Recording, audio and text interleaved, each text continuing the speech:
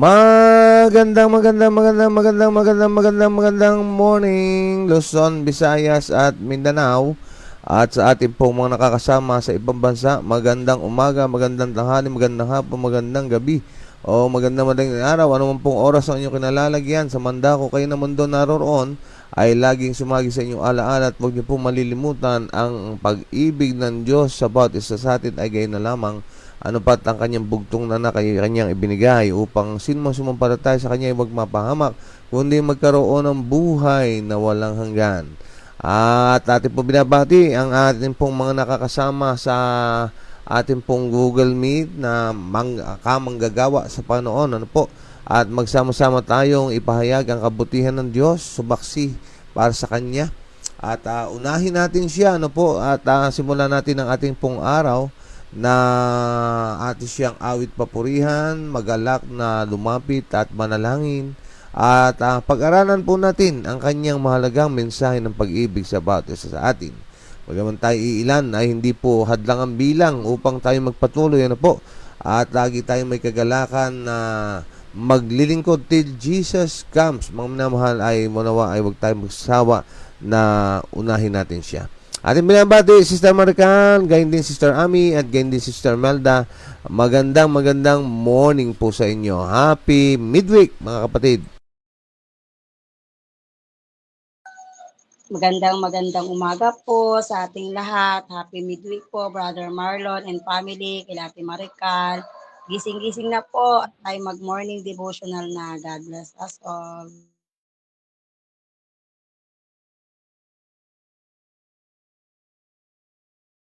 Ayan, maraming salamat sa inyo pong pagtugon. At gayon din, binabati na rin natin yung ating pong mga nasa FB Live. Ano po? Ang sabi nga ni Sister Melda ay happy God first morning everyone. Happy midweek to all FB Live, Google Meet, and God's messages of love. Thank you Lord for your guidance and protection. Ayan. At maraming salamat muli sa Meta, ano po, sa kanya pong rekomendasyon sa ating pong programa. Glory to God, papurihan natin siya. At ibalik ang pasasalamat sa ating pong mahal na Panginoon sapagkat gayon din ay maraming salamat din sa ating pong mga kasamahan, sa ating pong mga kamanggagawa sa Panginoon. Yan, tayo po ay recommended ng Meta para sa mga panonood. At hayaan nyo rin ating pong babatiin ang ilan sa mga nagkomento, nag-react, nag-share ng video kahapon. Ating pong binabati, mga naman ko si nag-message si Nanay Aurora sa atin, ano po, at nagpapasalamat sa pagbati natin. Yan. At anumang oras dyan sa inyo, Nay Aurora, ay nawa isa mga kayo lagi ng Panginoon at siya ang laging mag-ingat, pumatnubay at gumabay po sa inyo. At gayon din ay ating po binabati sila Sister Joy Villarosa, Sister Kyla Cornico, at gayon din Sister Anami Basaya Dordas, ang ating kapatid na Big Dolor Celiesa Cain, at gayon ni Sister Flor Sanoria, Sister Arsenia Merioles, Sister Debbie Arinal, Brother Edmond Valdez, Sister Lynn Rose, Sister Anelia Cabahit, Sister MJ, gayon din si Brother Limbel Arellano, Sister Carby Velasco Rojas, at binabati natin ang Rojas and Velasco family. At gayon din ay regards din kay Lola po nila na ating po pinagpe-pray na may frozen shoulder. At ating po binabati rin sila Mark Perly Garcia, Tita Gloria Garcia, Sister Jillian Espiritu, Brother Romeo Paulbe, Sister Rosalyn Nersa Jones, Sister Leonie Gregorio Evangelista, Sister Marilyn Ligaspi, at gayon din po si Sir Raul Di Castro, si Brother Fernando Lumba, Brother Jerome Dotimas, Sister Judy Maclife. Ayan, gayon din natin binabati rin, ano po, ang ating pong mga kamag-anakan sa Diego, Villacorte, Kiambao at Galarce, Santos Clan ni Sister Melda. At gayon din naman po ang ating pong mga kasamahan sa hanap buhay. Mga katubig, tayo po ay gumising na at inaanyahan po namin kayo na tayo po ay makipagtagpo una sa ating pong mahal na Diyos, sapagkat tunay nga na kung wala ang ating pong Diyos, wala po tayo. Sila ang pinagmumulan ng lahat ng bagay. Para lang po yan appliances, bago umandar ang mga appliances sa kailangan ng power supply. At kapag hindi ito sinaksak, ay mawawalan ito ng gana. Ganun din po tayo, mga mahal kong kapatid, kaibigan ko kay Kristo. Ay gayon din natin pong binabati rin ang ating po kinabibilangang distrito sa pamuno po natin pong District Pastor sa Bataan District. Gising na po. At ating po binabati rin ang mga taga-Bataan, Olonga po, Sambales ng mga churches. Yan po ang bumubuo ng Area 3. Na po sa panguna naman po ng ating pong District Coordinator, Pastor Markil Sarabia. At binabati rin natin ang pinasasalamatan ang ating mga sponsors and followers. May God bless you po. Salamat po sa patuloy na pagsuporta at pagsubaybay. At nawa till Jesus comes ay ating pong masigasig na gawin ang ating bahagi sa pagsaksi. At gaya ng wika ng Biblia na po, sabi niya ang magtiis hanggang sa wakas ang siyang maliligtas. Kaya po ay pagtsagaan po natin, mga naman ko po, na tayo po ay magpatuloy na anumang platform ang ating pong gamitin ay sikapin po natin na ginagawa natin ang bahagi sa pangangaral. At ating pong binabati rin at ang binabati ng happy birthday. Yan. Ang mga nasa FB Live na lumabas na birthday nila ngayon, ano po, nawa marami pang birthdays ang inyo po masumpungan na pinagkakaloob na ating pong mahal na Diyos. Ang blessing niya ay sumagana po sa inyo, higit sa inyo pong inaasahan at dinadalangin ang inyong matanggap. At ang pag-iingat patnubay ng gabay ay sumayin niyo po. Birthday ngayon ng aming kasamahan sa hanap buhay, si Gilbert Cruz, o kilala sa tawag naming Isnog. At ganyan po ang asawa ng aking aming kasamahan sa hanap buhay, Darlie Joy Cahules. Dahilan dyan, ang pagbati namin ay inyo pong tanggapin. Happy birthday!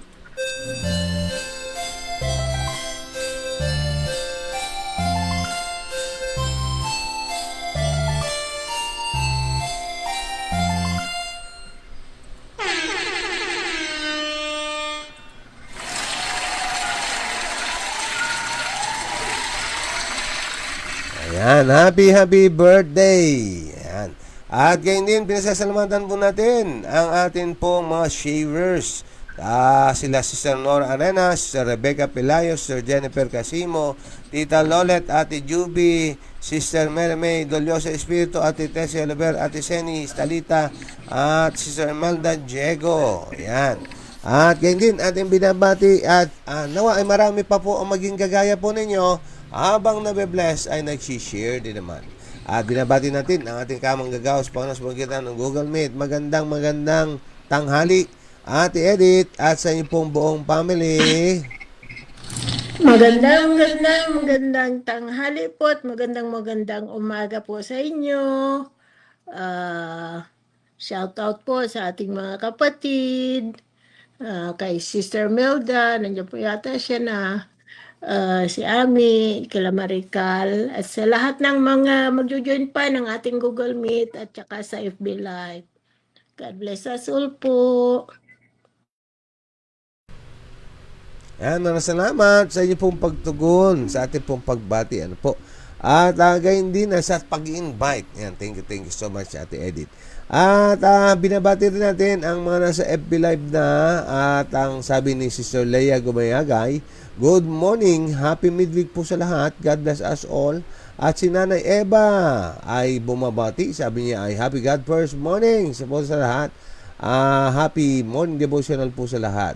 At gayon din si Tita Gloria Garcia, morning, amen.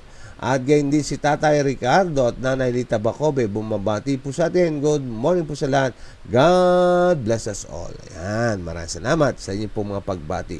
At pagpalain kayong mainam ng ating pong mahal na Panginoon Diyos. Wala nang patumpik-tumpik. Ang oras po natin, time check, alas 5:51 na ng umaga. Kaya nga po tayo bumangon-bangon na, gumising-gising na, at hali na po kayo. Tayo po ay mag-morning devotional na. Ang panawagan po ay para sa buong pamilya. God loves the family. Kaya nga po pagpahalaga natin ang ating sambahayan, opo, ang ating pong pamilyang binubuo, tinataguyod sa mundong ito, ay paghahanda para sa pamilyang iaakyat sa sangkalangitan. Kaya dito pa lamang inaatin na pong pinapractice na tayo nagtutungo sa altar ng Panginoon, magkakasama at gayon din ay nagkakaisa sa ilalim ng bandera nating Prinsipe Manuel ay ating sinasabi, as for me and my house, we will serve the Lord. Okay, bago tayo magpatuloy, tayo po muna ay manandaling manalangin muli. Dakilang Diyos, handa na po kami na kami po ay kumain ng inyong spiritual na almusal. Handa na kami na tanggapin ang iyong pong maaga at kumpletong blessing. Handa na kaming matuto mula sa inyong pong paaralan. Nawa ang banal niyong Espiritu ang siyang isugo. Mapagkalooban ko kami ng pamamahala at pangunguna. Pagkalooban kami ng masaganang takal ng karunungan ng gagaling langit, upang ang mga mensahe ng pag-ibig niyo, O Diyos, ay amin pong marinig, aming maintindihan at maging blessing ito sa amin sa pamagitan ng pagkakabuhay po nito. Umaasa kami, O Diyos, na ang kapangyarihan niyong sumunod ang siyang aming masumpungan, na ang aming pagkatuto ay humantong sa pagkakita na ito'y aming araw-araw ipinapraktis ang magiging aming kabuhayan. Nawa hindi lamang kami ang mabless, kundi ito'y maipangaral din namin, at sapagkat ang aming tinanggap na walang bayad ay aming ibibigay din naman na walang bayad. Isaganang blessing ay gawad nyo sa mga anak nyong sa inyo ay nakipagtagpo. Inuna po kayo at nawa ang inyong mga helang italaga upang kami po yung bantayan, ingatan, huwag kami mapasok ng tukso, alang-alang sa dakila pong pangalan ng aming pong Panginoong Jesus. Amen and Amen. Binabati po natin si Sister Per Reyes. Yan, God first morning po sa lahat. At gayon din po si Brother Limuel Arellano. Good morning po. At sa inyong pong mga family ay gayon din ang aming pong pagbati. Magandang umaga and God bless po sa inyong lahat. At maraming salamat sa patuloy niyo pong pagsubaybay. Okay, so hayaan nyo natin pong i-share sa screen ang ating pong babasahin ngayong umagang ito. Minsan pa, papaalalahanan ko po kayo, ang ating pong pagbasa ay mula po sa From the Heart ni Sister Ellen White. Ano po? Okay, so ito po ay pagpapatuloy nung atin pong talakayin kahapon na si Jose. Okay, at akin po kayong inaanyayahan na samahan po natin ng pagre-reflect ang atin pong pakikinig at pagbasa, at samahan po natin ng napakaraming prayer. Opo, napakahalaga po yan na sangkap, ano po, na ating idalangin, na ating pong masumpungan ang mahalagang mensaheng na isiparating ng ating pong mahal na Panginoon Diyos. Okay, kung nagawa na po natin yan, ito po ang ating pong babasahin. September 10, Tagumpay sa Tukso. Mula po sa aklat ng Genesis, chapter 39, verse 9. Paano ko magagawa itong malaking kasamaan at magkasala laban sa Diyos? Atin pong recall yung ating pong binasa kahapon, ano? Nasaksiyan natin doon si Jose matapos ang mga mapanghamong pangyayari sa kanyang pong buhay, ano po, na siya ay ibinenta at parang siya ay pinagtaksilan ng kanyang pong mga kapatid, ano po, at naging alipin, naging bilanggo, at tunay nga na hindi madali ang kanya pong pinagdanasan. At gaya ng ating napag-aralan, ito ay isang paaralan na pinagkunan niya ng mga learnings sa buhay po, ano, upang ihanda siya sa kanyang mas mataas na pagkatawag. At ngayong umaga, tingnan po natin naman, no, dahilan siya ay natuto sa paaralan ng ating Panginoon Diyos, siya ay naturuan ng kanya pong mga magulang, at siya mismo ay napaturo sa Diyos sapagkat sa kanyang pamamalagi sa lugar na banyaga ay minambuti niya po na isama ang kanyang Panginoon Diyos.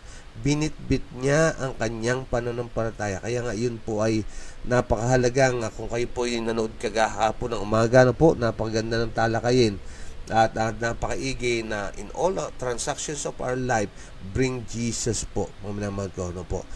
Ayan, ito po ang laman ng ating pong babasahin. Nang dumating ang pagsubok, nang ang sining ng babae ay ginamit upang madala siya sa kasamaan, naingatan ni Jose ang kanyang integridad. Ang mga patas na salita at mapanlinlang na pagsusumamo ay hindi naging dahilan upang ilis niya ang isang buhok mula sa kanan. Lahat ay nahulog sa mga tainga na hindi nakarinig. Ang batas ng Panginoon ay nagbabantay sa kanyang kaluluwa. Sinabi niya sa matapang na mang-aakit, paano ko magagawa itong malaking kasamaan at magkakasala laban sa Diyos? Ang babae ay hudyat na nabigo, nakain si Jose sa kasalanan, natalo si Satanas, at pagkatapos ay nalaman ni Jose na ang mga labi na maaaring magpuri ay maaari ring magsinungaling. Okay, huminto tayo sandali. Atin pong tingnan at pagnilayan ang mga nauna natin pong binasa. Alam nyo kung anyo pong babasahin ang Biblia, particular, ito pong karanasan ni Jose na to, no? Yung chapter 39 nito, no? At pabalik, pwede kayong bumalik ng pagbasa at po pwede kayong sumulong ng inyong pong pagbasa sapagkat ang mga talana yan ay talana ni Jose at ang kanya pong pamilya na po doon sa lugar na Ehipto. Okay. Araw-araw, mga minamahal ko, sa bahay ni Putipar, si Mrs. Putipar, mga minamahal ko, siya po ay tinutokso upang siya po ay sipingan. Biruin nyo, mga minamahal ko, ito pong kanyang kinasasanlakan, araw-araw na tukso, araw-araw na pakipagbaka. Ini-imagine ko, mga kapatid ko, yung karanasan, Jose, no? Na kung ganito ang magiging karanasan at hindi lang basta-basta ito karanasan ng pagsubok, mga kapatid, ano, kundi tinitingnan natin na isang mahigpit na pagsubok. Kasi ayon sa mga pag-aaral, ano, mga naman ko, hindi naman natin masasabing pangit yung tumutokso. Kasi tandaan natin, ano man pong tukso na gagamitin po ni Satanas, lagi pong kaakit-akit. Kasi logic na lang po, paano ko matutokso kung pangit ang inaalok sa'yo? Paano ko matutokso kung mabaho ang inaalok sa'yo? Yan po, no? Kaya nga, atin titingnan yung struggle na meron itong si Joseph, mga naman ko.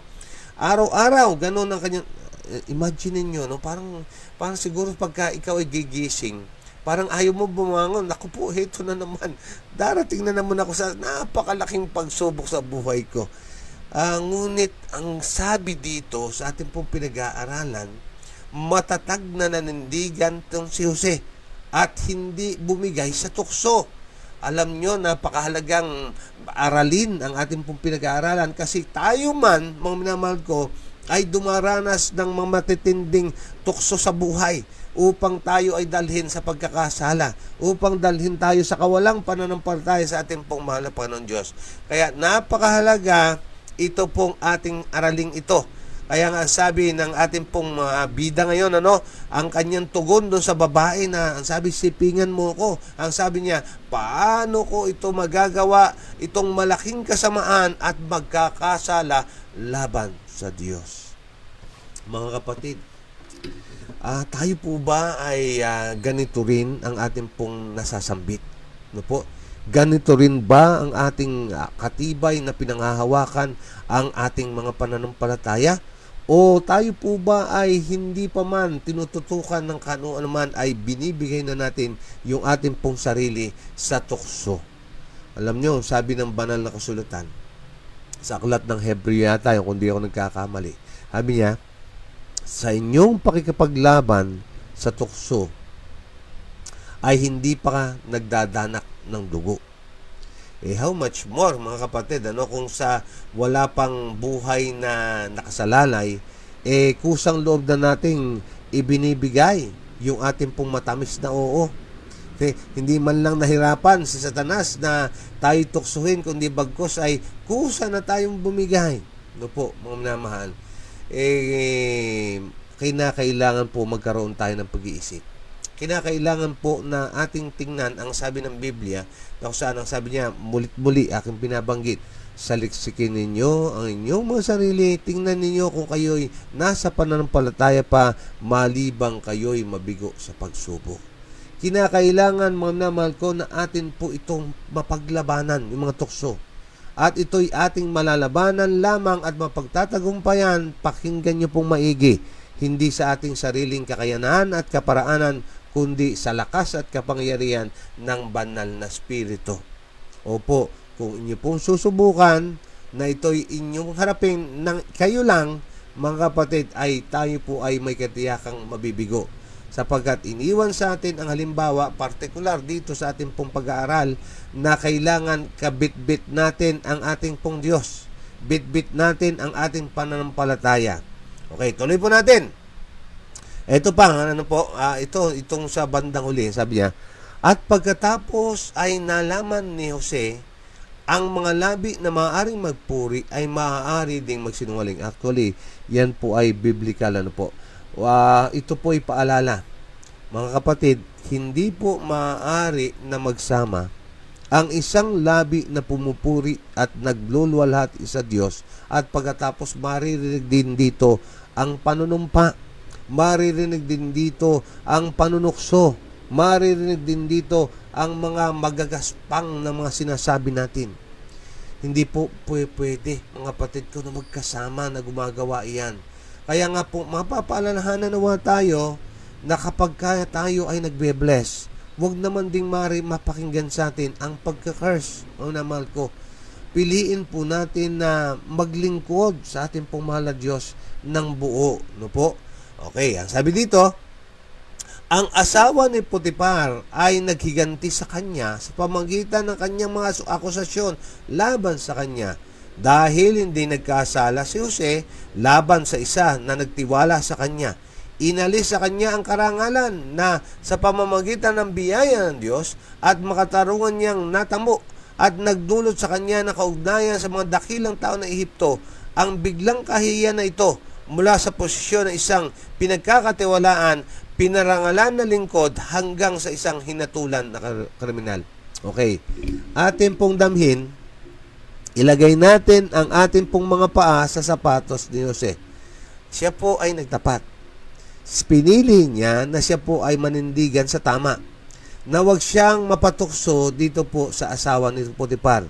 Ano po ang naging resulta? Abay, binaligtad siya ni asawa ni Potiphar at ang sabi ay gusto siyang halayin. At ang sabi pa nga, ito'y pinagkatiwalaan naming tao, ngunit kanyang inisip na ako ay lapastanganin at kanyang amo. Aba, mga kapatid, kung ating titingnan, parang papasok dito yung ating karanasan ng Panginoon. Nagpe-pray naman ako sa iyo, Panginoon, ako naman ay gumagawa sa iyong bukirin, Panginoon, ako naman ay nagbabasa ng banal mong kasalatan, Panginoon, ako naman ay sumasaksi para sa bakit ganito ang aking dinaranas. Maaaring mangyari ang ganon. Tama po ba, mga kapatid? Pero kapansin-pansin kung papaano harapin ni Jose ang mga bagay-bagay ng negatibo na hindi sa paraan na atin pong madalas na nasusumpungang ating ginagawa o ginagawa ng ating pong kapwa. Kundi bagkos, tiningnan niyang positibo ang mga bagay-bagay. Tiningnan niya na may pagtatanong na, Panginoon, ano ang iyong aral na itinuturo para sa akin? Alam nyo, napakalaking bagay po yung laman ng isip natin. Napakalaking bagay kung paano mo titingnan ang mga bagay na nangyayari sa ating pong kapaligiran. Kapag ka negatibo natin itong tiningnan, ay automatic po ang papasok sa utak natin negatibo. At kapag ka negatibo ang pumasok sa utak mo, ang ididikta niyan, magsalita ka ng negatibo at gumawa ka ng negatibo. Mamaya, tingnan nyo po, bari kayo mag-share mamaya sa inyong pong mga experiences na mga ganyan. Partikular, halimbawa, yung sa atin pong ginagawang pagtitipon, di ba, madalas ko pong banggitin sa inyo na atin pong pasalamatan ang ating mahal na Diyos na umaga pa lamang nguminti na tayo sapagkat ito daw po ay paghahanda para sa buong maghapon na magiging positibo ang ating pong pananaw. Simulan nyo pong ganon. Ano pong naging resulta? At simulan nyo po sa kabaligtaran. Maging negatibo po kayo. Na simulan nyo po yung araw na kayo po'y nagagalit sa kung saan-saan man. May makita lang kayong langgam na nahihirapang magbuhat na stress na kayo ng kanyang pong bitbitin. Pansinin niyo po, buong maghapon, hindi lamang po kayo, kundi yung inyong mga kasamaan, dinamay pa natin. Kaya nga, napakahalaga, ano ba ang ipinapasok mo sa iyong utak? Ito pong si Jose, naman ko, ay napakagandang halimbawa na ating pong pinag-aaralan, ay sa bawat kanya pong mga kinalagyan. Sabi nga nung huli, Mag-fast forward lang tayo sa istorya na po nung huli nang ang kanyang mga kapatid ay humihingi ng tawad. Ang sabi niya, oo, siguro ako'y dinala nyo dito para ako'y mapahamak, pero ito ay paraan ng Panginoon upang ako'y dalhin dito upang iligtas ang buhay ng marami. Biruin nyo mga kapatid ko, no? At after all ng kanyang mga naging karanasan, ganun ang maririnig mo. Dapat ganun din po tayo, mga minamahal ko. Ang sabi po dito, ay nanaig sana sa kanya kung hindi siya inalalayan ng kamay ng Panginoon. Ngunit ang kanyang pagtitiwala sa Diyos ay hindi natitinag. Ang pag-ibig ng Diyos ay nagpanatili sa kanyang kaluluwa sa perpektong kapayapaan. Ang langit ay napakalapit sa matabang na lambak ng Ehipto, sapagkat may isang kabataang tumupad sa mga daan ng Panginoon. Ang presensya ni Jesus ay kasama niya sa bilangguan, nagturo, nagpalakas at umalalay sa kanyang isip at kaluluwa upang ang diwanag ng langit ay sumikat. Ayan, mga minamahal ko, actually madalas na ito'y pinatutunayan ni Ate Edith West na sa kanya pong karanasan doon po sa lugar ng United States. Niya po nag-iisa ay naging sandalan niya ang ating pong mahal na Panginoon, na kung saan ito ang ating pong pinag-aaralan ngayong umaga, na kung saan hindi iniwan ng Diyos ito pong Jose na binutbit niya ang kanyang panampalataya at ang Diyos ng kanyang pong buhay. Mga kaibigan, kapatid ko kay Kristo, kung ito po'y atin pong gagawin, nakatitiyak tayo na ang karanasan ni Jose ay magiging ating karanasan din naman, sapagkat ang wika ng Biblia, ang Diyos ay hindi nagtatangi ng tao. Siya ay Diyos doon, ngayon at magpakailanman, at walang anino ng pagbabago sa ating pong mahal na Diyos. Pagtiwalaan natin ang ating Panginoong Jesus. Atin pong ilagay ang ating panampalataya sa Kanya, at atin pong alalahanin ang kanyang pangako, I will be with you always until the end of times, at hindi kita iiwanan ni pababayaan man. Ito po ang napatunayan ni Jose.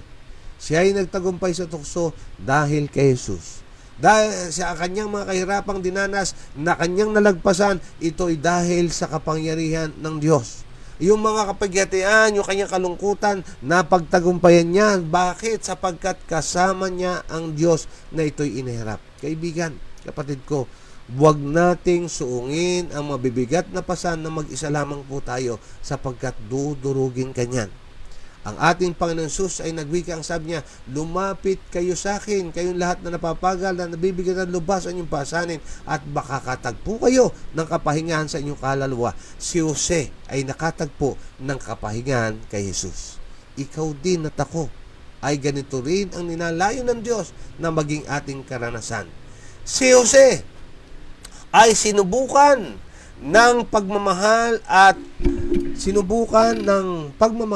pagtatangi ng magulang sa pamamagitan ng puot, inggit at puot ng kanyang mga kapatid, sa pamamagitan ng pagpapahalaga at pagtitiwala ng kanyang Panginoon, at sa pamamagitan ng kanyang mataas na posisyon ng karangalan. Siya ay sinubukan sa pamamagitan ng pang-akit ng maalindog ng babae, sa pamamagitan ng pagsuyo ng kanyang mga labi at ang kanyang walang batas ng pag-ibig. Opo, in all aspects, sinubukan po si Jose, at siya po ay nakapasa with flying colors. Bakit? Sapagkat gaya ng ating nabasa kahapon, binitbit niya ang kanyang Diyos kung saan siya naroroon. Binitbit niya ang kanyang panampalataya kung saan siya naroroon. Opo, mga minamahal ko, pwedeng tayo'y maging mananagumpay kung atin lamang pong matututunan ang itinuturo sa atin ng ating mga babasahin mula sa karanasan ng mga totoong nagtagumpay.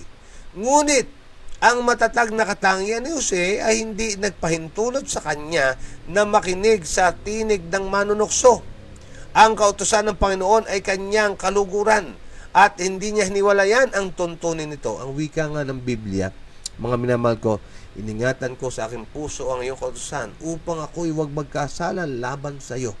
Mga kaibigan, kapatid ko kay Kristo, napakahalaga ang utos ng Diyos. Ito po'y minsan pa, pakinggan nyo maigi, ito po ay bakod ng proteksyon. Ito po, kung atin pong idadalangin na Panginoon, isulat nyo ang iyong kautusan sa aking mga puso upang sa gayon ay maingatan ko po ang ang pananampalataya at ako'y huwag magkasala laban po sa iyo. Ito po ang naging tulong. Ito po ang naging kasiguruhan ng pagtatagumpay ng isang Jose. No po? Kaya nga sabi dito, kahit sa bilangguan, pinahintulutan ni Jose na lumaya at nagkaroon ng pagkakataong magbigay ng liwanag sa kanyang mga kapwa bilanggo. Ang bilangguan na ito ay para sa kanya isang paralang nagtuturo. Nakita niya sa bawat yugto ng pamamahala nito ang kahigitan ng batas ng Diyos at sa pamamagitan ng kanyang karanasan at obserbasyon ay natutong maging makatarungan at maawain kaya kumakatawan sa katangian ng Diyos. Ang kapangyarihan ay binigay sa kamay ni Jose at sa pamamagitan niya ay mahayag ang Diyos bilang pinuno ng langit at lupa.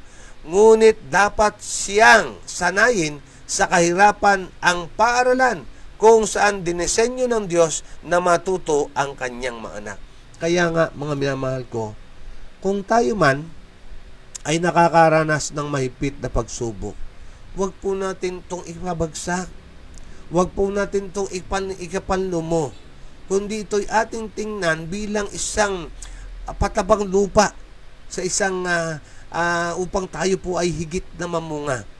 Tingnan natin ito gaya ng paningin ni Jose na ito'y isang paaralang nagtuturo upang sa gayon ay mahanda tayo sa hinaharap sa mas malaking ating pong gagampanan. Mga kaibigan, kay kapatid ko, kay Kristo, napakahalaga na maging positibo tayo sa ating pong pananaw. Napakahalaga na atin pong laging isama ang ating Panginoong Diyos sa bawat ating pong gagawing desisyon at bawat ating gagawing aksyon. Kaya ngayong umaga, ito po ang ating pong pag-aaral. No po, ito pong buhay ni Jose na may pamagat na tagumpay sa tukso. Sapagkat ito po ay ating karanasan, kaya napakahalaga po na matuto tayo mula sa karanasang ito. Okay, tayo po ay dadako na sa ating pong sharing time.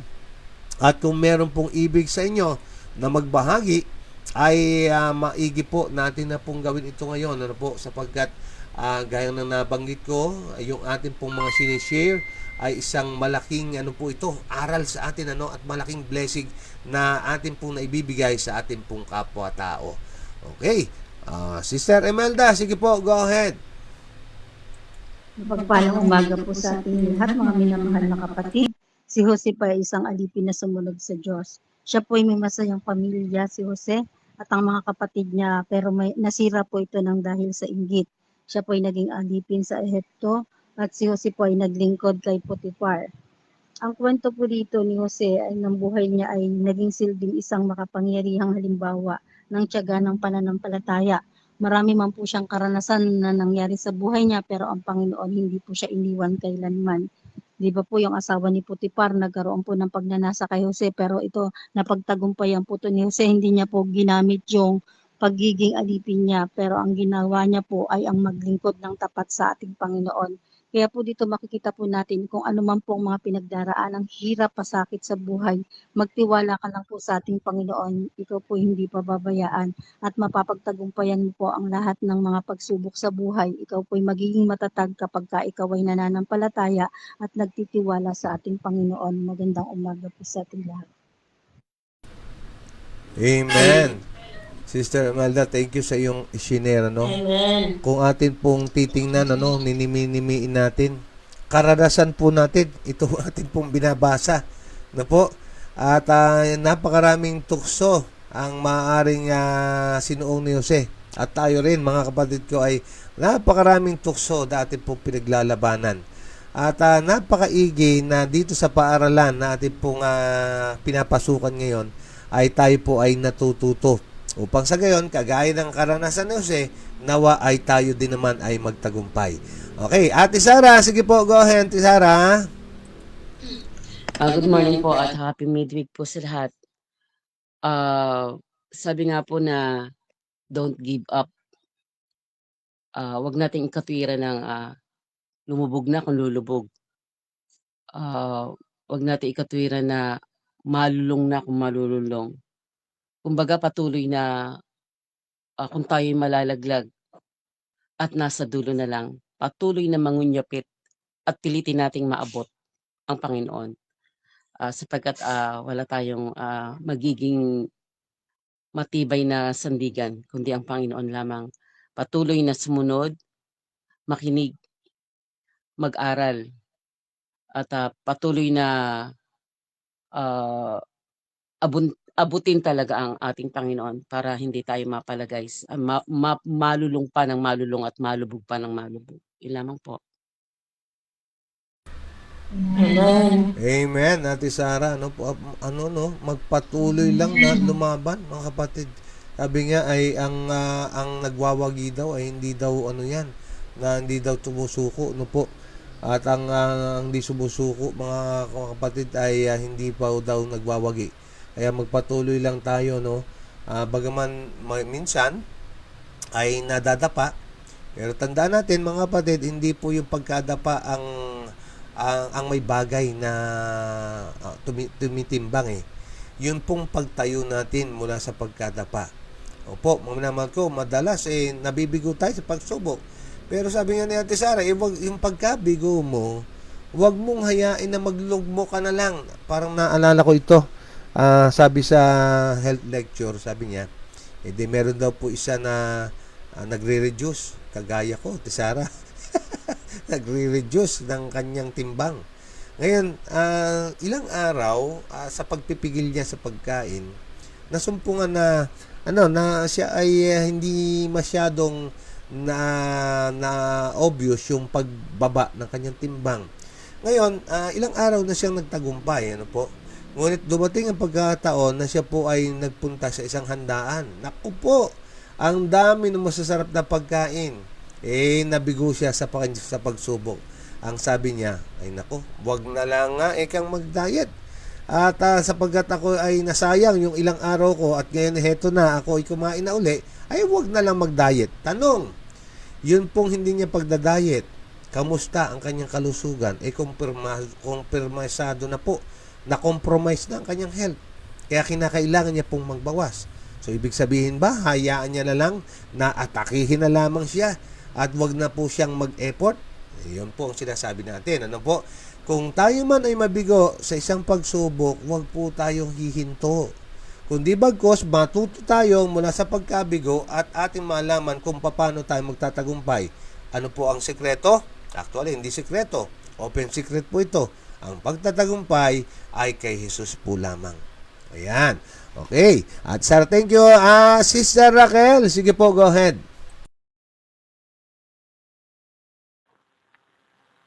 Dapat po ang pagtatagumpay ay nasa tao lang. Nasa tao din po. Kasi po kung pray tayo ng pray, lalo nga po sa sinasabi natin, pray tayo ng pray, pero wala naman sa gawa. Maghihintay tayo sa wala. Katulad po sa pag nagtanim ka, kung hindi mo pa kailangan at hindi mo didiligan, paano po tutupo? Ganon din po sa atin, sa pananampalataya natin. Kung nagsimula na po tayo at pag tuloy-tuloy natin. At sigurado po, may makikita po tayo magandang buhay. Hindi po tayo naghihintay sa wala lang. Naghihintay po tayo na may ginagawa. Yun lang po.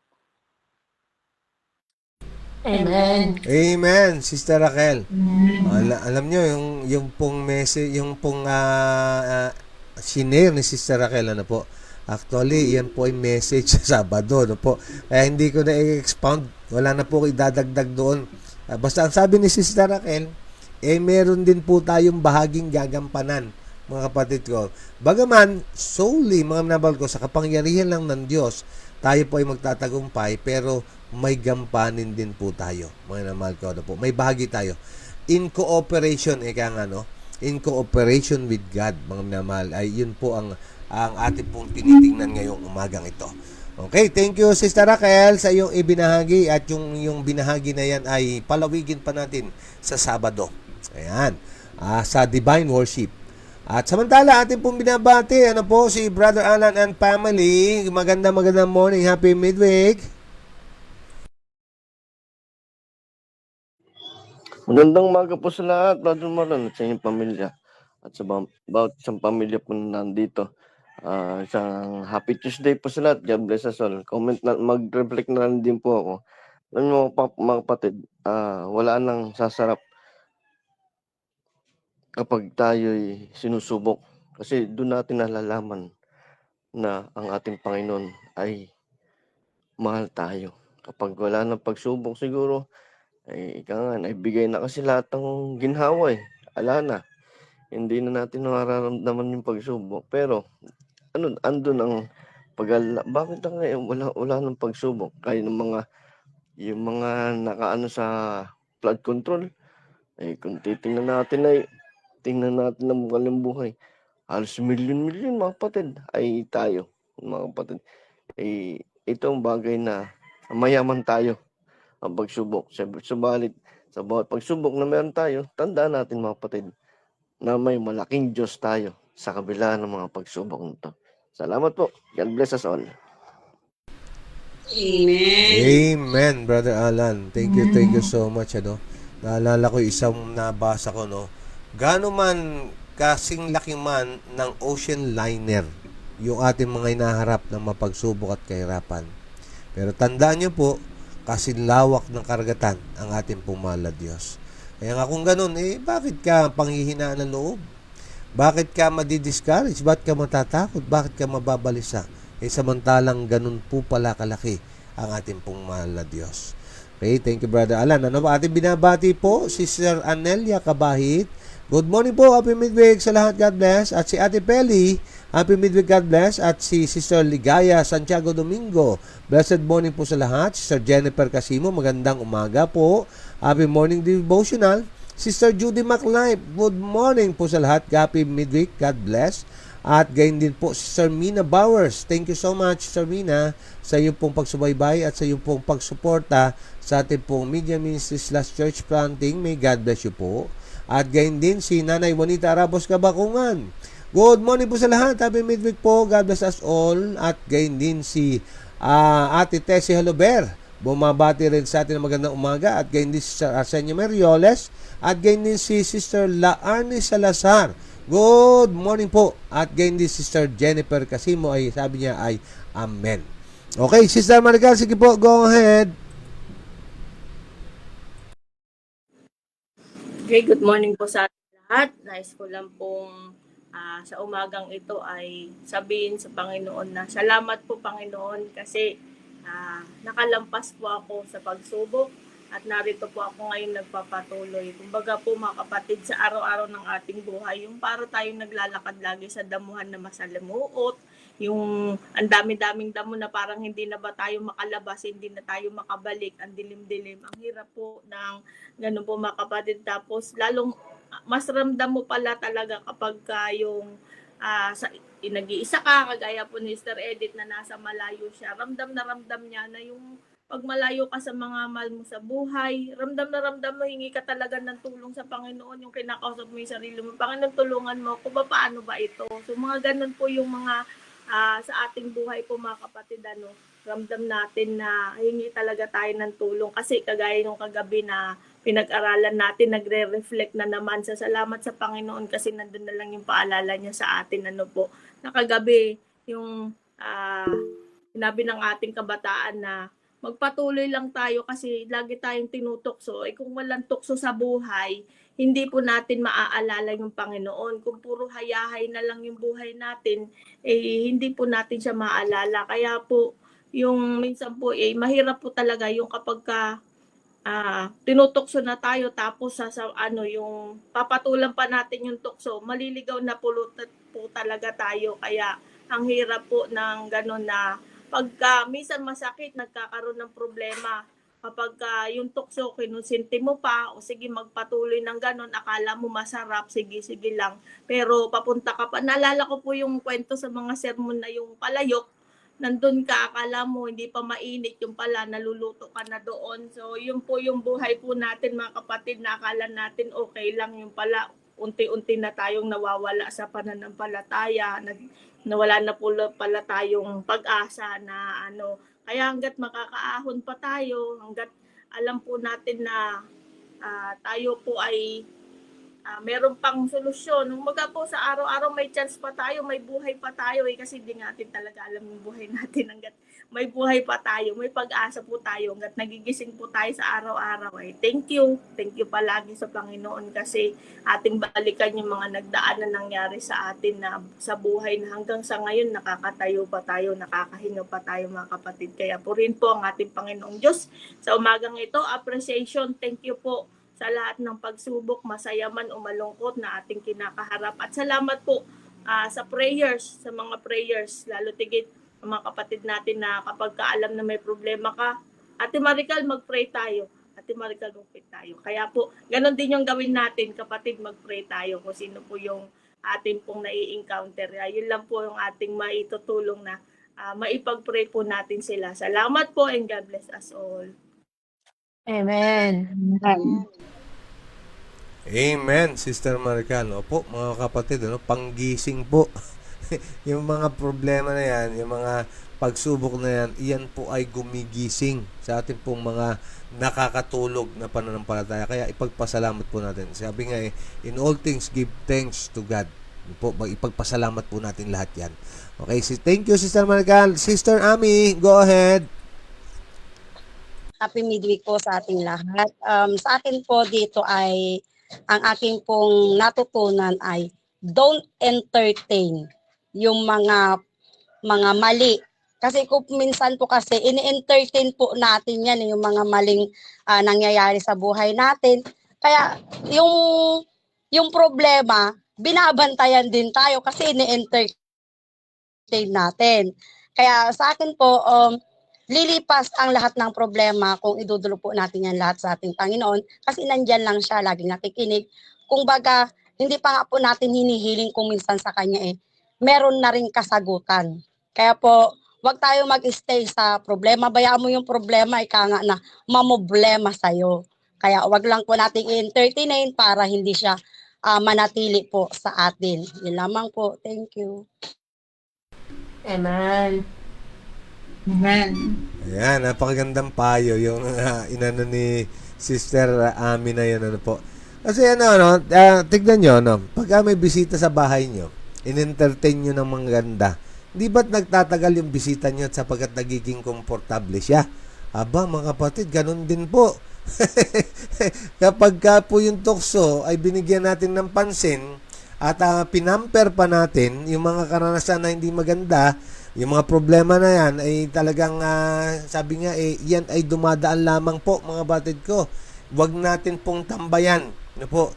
Sabi ng ating pong mahal na Diyos, sapat na ang ngayon para problemahin mo, hayaan mo ang bukas mong problema sa kanyang sarili. Kaya nga sabi din ni Sister Ami, po, hayaan nyo yung problema, ang problemahin ka. Ikaw yung wag mong problema sa problema na yon. Basta ang mahalaga po, yung pong para sa atin, seek ye first. Yan po yung sa atin. Seek ye first the kingdom of God and His righteousness. Yan. At yung problema ng Diyos, hayaan nyo po yon. And all these things shall be added unto you. Kanya po yon, mga kapatid ko. Okay, Ate Sara. Sige po, go Ate Sara. Isang short message lang po. Kung alam na natin ang daan na tuwid, dumiretso lang po tayo. At wag na pong lumiko pa. Yun lamang po. Amen. Amen, Tisara. O nga, ikaw nga itinuruan na ng Panginoon. Tapos ay mas marunong ka sa Panginoon. Anak ko, problemang malaki. Okay, atin po basahin to. Ang oras po natin 6:30 na. Tayo po magpe-pray na. Okay, ang sabi po ni Ate Tessie, hello Ber, ang sabi niya, kung tayo ay may takot sa Diyos, hindi natin magagawa ang makamundong gawain. Kung mahina ang ating panampalataya, tayo ay madadaig sa tukso ni Satanas. At iyon ay kagustuhan ng ating katawan sa paggawa ng kasalanan. Kaya, lagi tayong manindigan na ipaglaban ng ating Diyos na magtagumpay sa tukso ng kaaway. Amen, Ate Tessie. Ang sabi po ni Sister Arcenia Merioles, ayan, aktibo ang ating pong FB Live ngayon. Sabi niya, habang tayo ay sinusubok, tayo ng ating Panginoon ay lalo tayo lumalakas. Opo, ang pananampalataya, alam natin iyan ang laging gumigising sa ating damdamin para tayo ay laging matatag sa pananampalataya. Salamat sa Panginoon. Ang sabi ni Ate Lita, be still and know that I am the Lord is your God. Ipagkatiwala po natin lahat sa Panginoon. Di po niya tayo pababayaan. God is good all the time. Yan. Thank you so much sa inyo po mga pagsishare. Nawa kayo po'y nabusog sa ating pong talakayin at naging blessing sa inyo ang ating pong mga napakinggan at mga nabasa. Ayan, thank you so much sa inyong pong pagsubaybay. Thank you so much sa inyong mga pag-share. God bless everyone. Shalom and miss pa mga kapatid. Bye-bye!